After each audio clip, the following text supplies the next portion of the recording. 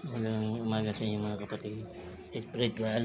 Yan ako nakikita sa inyo. Susubukan ko lang to sa thumbtack. Mga 12 thumbtack yata to. Aking dadapaan kung talagang tatalab sa aking katawan. Sa balat. Ayan. Ayan. Ayan. Ayan o. Matatalis yan. Bago yan. Ayan. Tingnan natin. Dadapaan ko siya. Tingnan natin kung ano. Ay siya. Ayun. Ayun. Nadapaan ko siya.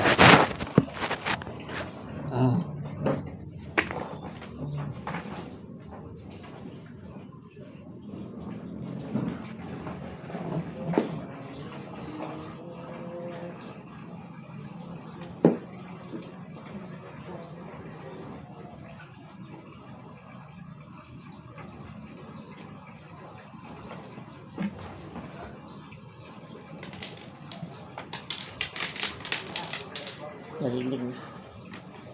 Lalaglag. Yan. Yan. Bakit ang mga thumbtack so?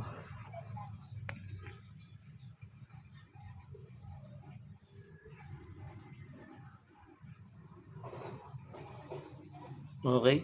Okay, nakaapak na akong thumbtack. Ilang beses na hindi man lang bumaong. Baong siya pero hindi siya tumalab. Ayan o. Tunglan natin. Ayan. Medyo nabaw siya, masakit kasi pag tumatama sa buto. Tutuunan ko siya, yan, tatayo. Oh.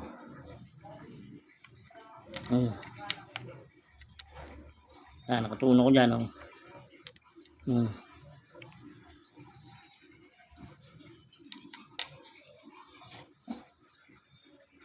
Yan. Bago na, no. Kahit yan ito una ko yan. Okay yan.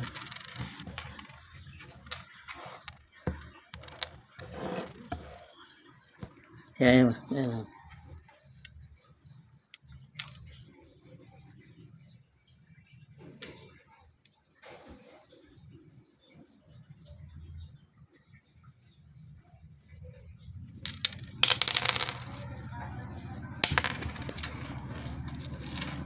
Okay.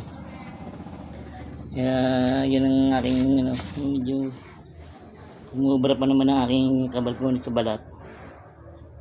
Yung gagawin mga bata ha. Di pang sa mga tatanda lang na may alam. Bawal ang mga bata rito ha. Subukan ko lang kasi ako malimit matutong ng thumbtack. Mabaon naman sa bakod pero hindi natalab. Okay lang. Lang ganyan. Kapag ikaw ay nananampalataya, hindi tatalab sa isang bagay, hindi tatalab yan. Itong tiyang ko, bakit yung tiyang? Damdam ko naman, nabaw naman siya, kaya lang, hindi naman siya natalab. Yan ang tinatawag na may kabal ka, may kunat ka sa katawan. Kailangan meron kang kabal kasi, kabal sa buto, kabal sa lamang, kabal sa balat, kabal sa buong katawan. Yan ang virtudes ng isang pagkikawin papakabal sa katawan o patamak.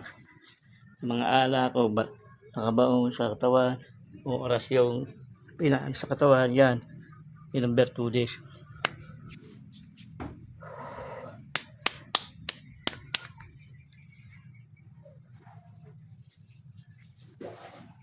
Ganun umaga sa inyong mga kapatid spiritual sa Bisaya at Mindanao.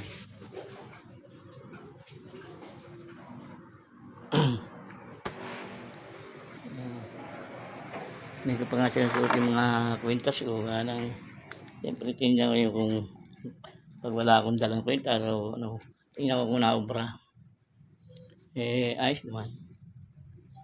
Medyo bakat-bakat Wala, parang kinagat ng lamok, langgam.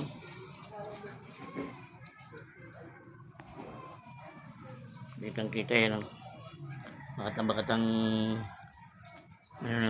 thumbtack sa kamay, ayan din sa braso, ayan din Baka tumuturok siya yan, oh. Pulang-pula, oh. Magandang umaga sa iyo mga kapatid, spiritual.